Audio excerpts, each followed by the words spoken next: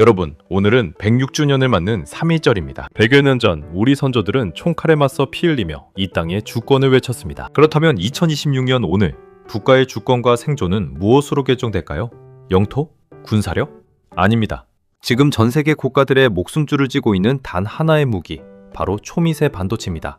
불과 3년 전 일본 정부는 타도 삼성을 외치며 무려 10조 원이라는 천문학적인 혈세를 쏟아부었습니다. 도요타, 소니, 소프트뱅크 등 일본을 대표하는 참개 대기업을 강제로 긁어모아 라피더스라는 반도체 드림팀을 만들었죠. 그들의 목표는 단 하나였습니다. 한국의 삼성전자를 짓밟고 단숨에 2나노미터, 최첨단 반도체 시장을 장악해 과거 반도체 제국의 영광을 되찾겠다는 것이었습니다. 그런데 2026년 3월 현재 일본 열도는 충격과 공포에 휩싸여 있습니다. 삼성을 죽이겠다며 호기롭게 출발했던 라피더스가 가동도 해보기 전에 완전한 깡통 공장으로 전락할 위기에 처했기 때문입니다. 시제품은 쓰레기 수준이고 투자금은 바닥났으며 글로벌 빅테크 고객사들은 라피더스의 연락을 피하고 있습니다. 반면 전 세계가 일본을 밀어주고 삼성의 위기설을 떠들어댈 때 묵묵히 칼을 갈았던 삼성전자는 독자적인 GAA 기술로 2나노 공정의 거대한 장벽을 깨부수고 있습니다. 도대체 지난 3년 동안 무슨 일이 있었던 걸까요?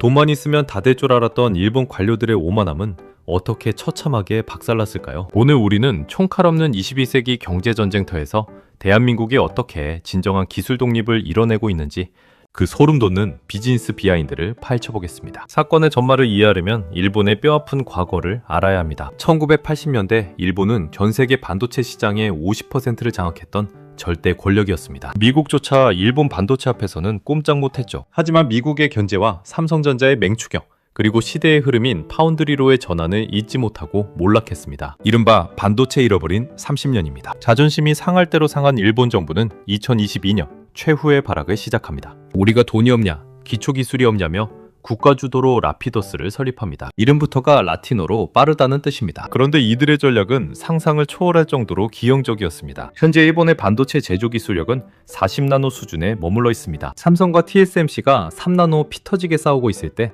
구석기 시대에 있던 겁니다. 그런데 라피더스는 중간 과정인 10나노, 7나노, 5나노, 3나노를 전부 건너뛰고 바로 2나노를 만들겠다는 퀀텀 점프를 선언합니다. 이게 얼마나 황당한 소리냐면 초등학생이 중고등학교 과정을 다 건너뛰고 바로 서울대의대 시험을 보겠다는 것과 같습니다. 일본 관료들의 논리는 이랬습니다. 미국 IBM이 2나노 설계도를 가지고 있으니 그 기술을 사와서 우리 일본의 완벽한 장비와 소재로 찍어내기만 하면 된다. 철저하게 제조업을 조립블록 장난감 수준으로 생각한 끔찍한 착각이었습니다. 결과는 어땠을까요? 참혹했습니다. 일본 관료들이 간과한 반도체의 가장 무서운 단어, 바로 수율의 벽에 부딪혔습니다. 수율이란 하나의 웨이퍼에서 생산된 반도체 중 정상 작동하는 합격품의 비율을 말합니다. 아무리 완벽한 설계도가 있고 세계 최고의 장비를 갖다 놔도 공장을 돌렸을 때 불량품만 쏟아지면 그건 반도체가 아니라 비싼 쓰레기일 뿐입니다. 반도체 수율은 돈으로 살 수 없습니다. 온도, 습도, 진동, 화학물질의 농도 등 수억 가지의 변수를 통제해야 합니다. 삼성과 TSMC가 현재의 자리에 있는 이유는 천재라서가 아닙니다. 10나노, 7나노, 5나노, 3나노를 거치며 수십 년간 엔지니어들의 피와 땀으로 축적한 실패의 데이터베이스가 있기 때문입니다. 중간 과정을 싹 다 생략하고 2나노로 직행한 라피더스? 설계도대로 찍었는데 작동을 안 합니다. 왜 안 되는지 분석할 데이터도 없습니다. 경험해 본 적이 없으니까요.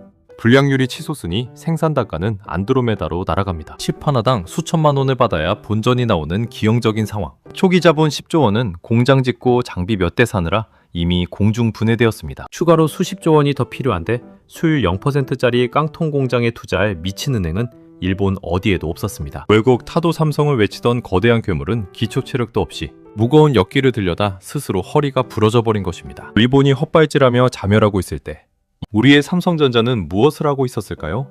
언론에서는 삼성이 TSMC에 밀린다, 위기다 라고 떠들었지만 삼성은 지하연구실에서 세계 반도체 역사를 바꿀 궁극의 무기를 벼리고 있었습니다. 바로 GAA 기술입니다. 반도체가 3나노, 2나노로 작아지면 기존의 기술로는 전류가 새어나가는 걸 막을 수가 없습니다. 마치 낡은 수도꼭지처럼 전력이 줄줄 새서 발열이 심해지는 거죠. TSMC조차 3나노까지는 기존 기술을 우려먹으며 버텼습니다. 하지만 삼성은 달랐습니다. 2022년 전 세계에서 가장 먼저 차세대 기술인 GAA를 3나노 공정에 도입하는 초강수를 둡니다. 물론 처음에는 지옥이었습니다. 아무도 가보지 않은 길이기에 수율이 안 나와 엄청난 고통을 겪었죠. 이때 일본 라피더스는 거봐라, 삼성도 안 되지 않냐며 비웃었습니다. 그러나 삼성은 이악 물고 버텼습니다. 2022년부터 무려 4년 동안 GAA 기술 하나만 파고들며 쏟아지는 불량 데이터를 전부 분석해 결국 수율을 황금 궤도에 올려놓았습니다. 이게 왜 무서운 줄 아십니까? 이제 전 세계가 2나노 경쟁에 돌입했습니다. 2나노부터는 무조건 GAA 기술을 써야 합니다. TSMC는 이제야 처음으로 GAA를 도입하느라 수율 문제로 끙끙대고 있고, 일본 라피더스는 아예 개념조차 못 잡고 있습니다. 오직 4년 먼저 매를 맞고 맷집을 키운 삼성전자만이 2나노 GAA 공정에서 압도적인 데이터와 노하우를 갖춘 유일한 절대 강자로 군림하게 된 것입니다. 결과는 즉각적으로 나타났습니다. 글로벌 빅테크 기업들의 CEO들 젠슨 왕, 샘 올트먼 같은 거물들이 지금 가장 초조해하는 건 누가 더 싸고 완벽한 2나노 AI 칩을 만들어줄 것인가입니다. 원래 이들은 TSMC에 줄을 섰습니다. 그런데 TSMC가 독점을 무기로 가격을 미친 듯이 올리고 심지어 공장 용량이 꽉 차서 물건을 못 만들어준다고 배짱을 튕깁니다. 대안이 필요했습니다. 일본 라피더스? 쳐다보지도 않습니다. 시제품도 못 뽑아내는 깡통 공장에 수십조 원짜리 AI 칩 설계를 맡게 바보 CEO는 없습니다. 결국 전 세계에서 유일하게 2나노 GAA 기술을 안정적으로 돌릴 수 있고 용량도 넉넉한 삼성전자로 글로벌 빅테크들의 러브콜이 쏟아지기 시작했습니다. 삼성이 위기다? TSMC를 못 잡는다? 아닙니다. 삼성은 가장 고통스러운 순간에 가장 어려운 길을 선택했고 그 결실이 2나노 공정에서 폭발하고 있는 것입니다. 일본이 정부 주도로 10조 원을 뿌리며 언론 플레이를 할 때 삼성은 묵묵히 기술이라는 본질에만 100조 원을 쏟아부어 완벽한 기술 독립을 이뤄냈습니다. 영상을 마무리하며 다시 오늘 3.1절의 의미를 되새겨봅니다. 100년 전의 뼈아픈 역사는 우리에게 가르쳐 주었습니다. 스스로를 지킬 힘이 없으면 언제든 국가의 명운이 남의 손에 넘어간다는 것을 말입니다. 오늘날 그 힘은 총구에서 나오지 않습니다. 1나노, 2나노를 다투는 나노미터 단위의 실리콘 웨이퍼에서 나옵니다. 일본이 국가 예산을 쏟아부어 우리의 순통을 끊으려 했던 라피더스의 실패, 그리고 그 모든 압박을 이겨내고 오직 압도적인 기술 격차로 세계 최고를 증명해낸 삼성전자의 승리. 이것은 단순한 기업 간의 비즈니스 경쟁이 아닙니다. 이것이야말로 2026년 대한민국이 전 세계를 향해 외치는 가장 현대적이고 가장 강력한 독립선언서입니다. 돈으로 기술을 살 수 있다고 믿었던 일본의 처참한 실패가 우리에게 주는 교훈은 무엇일까요? 기술의 초격차만이 살아남는 길입니다. 오늘 준비한 잔혹한 비즈니스 비하인드 스토리는 여기까지입니다. 다음 영상에서는 애플이 13조 원을 날려먹고 결국 삼성전자에 무릎 꿇고 디스플레이를 구걸하게 된 충격적인 진짜 이유를 파헤쳐보겠습니다. 대한민국 경제의 가장 짜릿한 역전극을 실시간으로 확인하고 싶으시다면 지금 바로 구독과 좋아요를 눌러주세요. 시청자 여러분, 뜻깊은 3.1절 보내시기 바랍니다. 감사합니다.